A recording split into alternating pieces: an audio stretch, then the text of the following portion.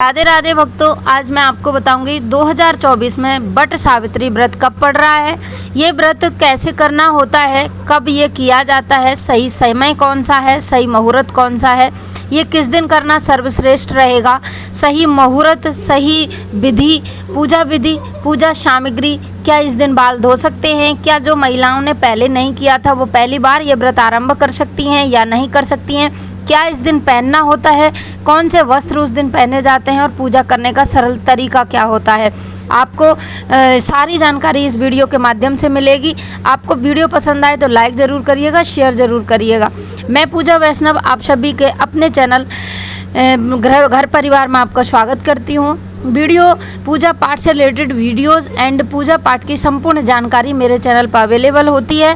आप सभी मेरे चैनल पर अगर नए हैं तो सब्सक्राइब करके चैनल को बेल आइकन ज़रूर प्रेस कर दें एंड जो लोग पहले से वीडियोस देखते हैं वो वीडियो को लाइक अवश्य करें, क्योंकि एक लाइक से मुझे लगता है कि आपको मेरी वीडियो पसंद आ रही हैं। आइए जान लेते हैं इसके शुभ मुहूर्त के बारे में।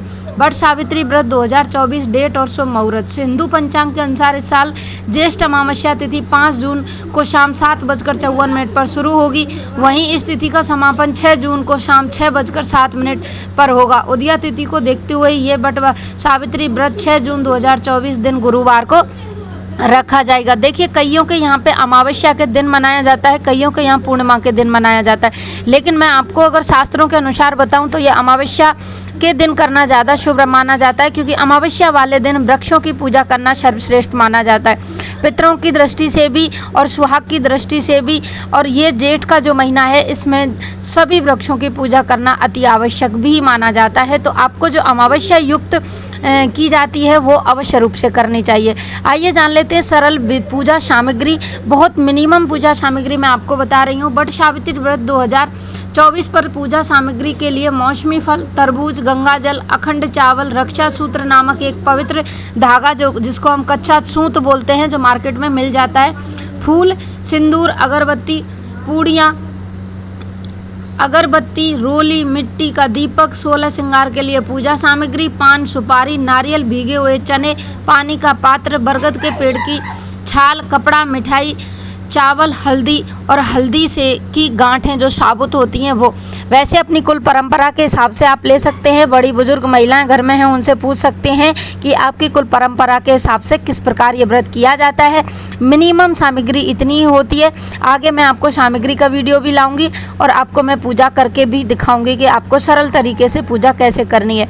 अब मुहूर्त के बारे में मैं बता देती हूँ कि राहु काल में पूजा वर्जित मानी जाती है। देखिए, राहु काल दिन में किसी न किसी ओरे में या फिर किसी न किसी वक्त या किसी न किसी मुहूर्त में आता ही है। तो पहले आप अपने नेट पे या फ़ोन में ये चेक कर लीजिएगा कि किस समय है। मिनिमम ये पूजा 12 बजे से पहले कंप्लीट कर ली जाती है, अगर राहु काल ना हो तो। अगर राहु काल लग रहा हो तो आप वो व्रत की पूजा राहु काल में ना करें, क्योंकि राहु काल में पूजा हमारी निषेध मानी जाती है, उसका फल हमें संपूर्ण नहीं मिलता है। इसके बाद बता देती हूँ कि आपको उस दिन पहले बाल धोने हैं या नहीं धोने हैं। देखिए, वैसे तो गुरुवार का दिन है, अगर आप चाहो तो बार बड़ा या त्योहार बड़ा। हमारे यहाँ बुजुर्ग कहते हैं कि त्योहार बड़ा होता है, ना कि बार बराबर होता है। पहले आपको क्या करना है कि पितरों की जो अमावस्या निकाल ली, उसके बाद आप सिर धो के पूजा कर सकती हैं। नहीं तो आप बुधवार के दिन सिर धो लीजिएगा। दूसरे दिन ऐसा कोई कार्य मत करिएगा जिससे कि आपको दोबारा सिर धोना पड़े। जैसे कि रात्रि को कोई भी ऐसे गंदा कार्य मत करना, जैसे सिर पे मिट्टी वगैरह रखना या फिर पति के पास जाना। उससे क्या होता है कि हमें सिर दोबारा धोना पड़ता है। आप दूसरे दिन गुरुवार है, सिर नहीं धो सकते, क्योंकि जिनके यहाँ पितरों की अमावस्या निकलती है वो सिर नहीं धो सकते जब तक पितरों की अमावस्या ना निकले।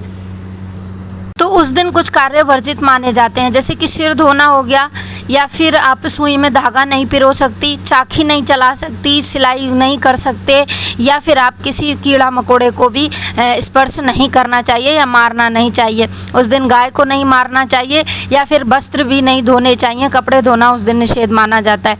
आइए अब मैं जानती हूँ कि उस दिन हमें ऐसा क्या क्या कार्य करने चाहिए। सबसे पहले हमें उस दिन काले नीले वस्त्र नहीं पहनने चाहिए। उस दिन हमें संपूर्ण 16 सुहाग का ही करना चाहिए, यानी कि पूरे 16 श्रृंगार हमें उस दिन करने होने चाहिए। आप श्रृंगार में भी 16 सामान ही चढ़ाएं और आप 16 श्रृंगार करके उस दिन तैयार हों, ऐसा माना जाता है। अगर कोई महिला अगर व्रत नहीं भी करती है या करती है, अगर पूजा भी कर ले तो भी उसकी पूजा स्वीकार होती है। उस दिन कहा जाता है सावित्री के प्राण, जो पति के प्राण थे, वो वापस दे दिए थे यमराज जी ने, क्योंकि उन्होंने पूरा 16 श्रृंगार किए हुए थे। तो आप भी उस दिन अगर पूजा नहीं भी करती हैं तो 16 श्रृंगार अवश्य रूप से करें। उसके बाद बारी आती है कि क्या पहली बार हम व्रत रख सकते हैं, पहले हमने कभी नहीं किया है। तो जिन महिलाओं ने पहली बार व्रत करना चाहती हैं वो इस महीने से उठा सकती हैं, यानी कि इस बाट सावित्री से वो व्रत आरंभ कर सकती हैं। ये व्रत पूरे संपूर्ण जीवन चलने वाला होता है, क्योंकि ये हमारे अखंड सुहाग का होता है। जब तक आपका व्रत चलता रहे तब तक आपके सुहाग की रक्षा होती रहती है। सुहाग की दृष्टि से जिनके हस्बैंड अगर ज़्यादा बीमार रहते हैं या कोई संकट में हो, उन्हें ये अवश्य रूप से व्रत करना चाहिए। आइए जान लेते हैं व्रत के नियम के बारे में। देखिए, इस व्रत में जब तक पूजा नहीं की जाती है तब तक जल ग्रहण नहीं किया जाता है। चाहे आप जितनी बजे भी पूजा कर रहे हों, आपको जल ग्रहण नहीं करना है। ये व्रत कई महिलाएं निर्जल करती हैं, कई महिलाएं एक समय भोजन करके करती हैं, कई लोग पूजा करने के बाद भोजन ग्रहण कर लेती हैं, यानी कि व्रत सिर्फ पूजा तक ही रखती हैं। अपनी कुल परंपरा के अनुसार करिएगा। वैसे आप अगर पूजा निर्जल रह के अगर ये व्रत संपूर्ण करती हैं तो अति उत्तम माना जाता है। अमावस्या वाले दिन कौन सी चीज़ें हैं जो हमें दान करनी चाहिए, तो आप पूजा करते समय जल का दान अवश्य करें। कहा जाता है पंखा और जल का दान करने से हमें संपूर्ण व्रत का फल मिल जाता है। सावित्री के जब पति के प्राण जब यमराज ले गए थे तो सावित्री ने उस पंखे से अपने पति की हवा की थी, तो वो पंखा दान करना विशेष रूप से माना जाता है। जल की आपको इसलिए व्यवस्था रखनी है कि जब सावित्री ने यमराज जी को जल पिलाया था तो उसके साथ उसका एक संबंध बन गया था, तो उस दिन जल का घड़ा आप वहाँ भर के भी रख सकती हैं या किसी ब्राह्मण या ब्राह्मणी को दान भी कर सकती हैं। कहा जाता है 16 श्रृंगार दान करने वाली महिला कभी भी विधवा नहीं होती है। उस दिन 16 श्रृंगार अवश्य दान करें।